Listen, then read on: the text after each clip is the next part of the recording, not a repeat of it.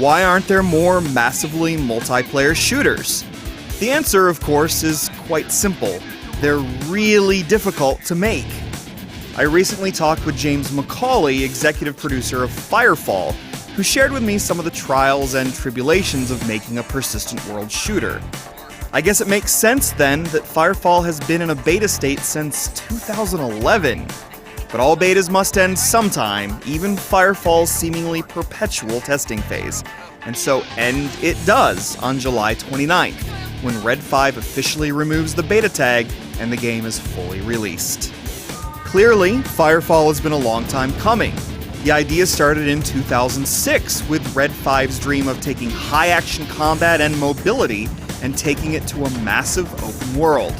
And based on what I saw of FireFall's release version, the game seems poised to set itself apart from other MMO shooters. PlanetSide 2 is all about competitive battles. Defiance is all about player versus environment missions and cooperation. FireFall offers both types of gameplay, wrapped up in a colorful world that's built for vertical exploration via jump packs, as well as standard locomotion. Whatever you're doing, keep doing it. The introvert is decreasing.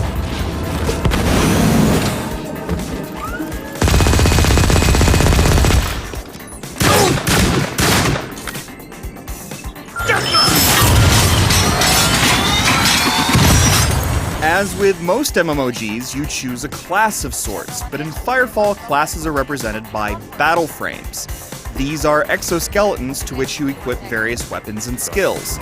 What makes battle frames distinct from typical MMOG classes is that you can equip any battle frame you want, thus changing classes without having to create alternate characters.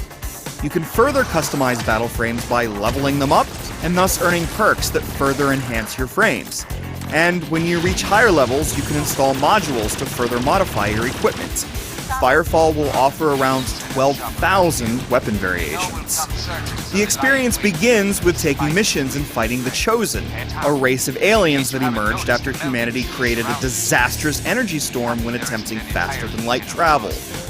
Your primary goal when entering a new region is to uplink to a network tower, thereby unlocking access to jobs in the area. Enemy spawn points are not hand-placed. Instead, the developers designate which enemies are appropriate for which areas, and the game procedurally spawns in creatures and resources. The Chosen aren't your only enemies in FireFall, however. The game will also feature large-scale player-versus-player battles focused on base capture, territory control, and resource collection. Red 5 originally hoped to make the game a competitive esport, but that approach didn't work for FireFall. Anyone will be able to jump into FireFall's PvP and contribute to the battle, but competitive play is aimed at max-level players, and Red 5 plans on building on it in the months and years to come. When FireFall launches on the 29th, the size of the game versus its most recent beta build will quadruple, and will offer 15 times the amount of content.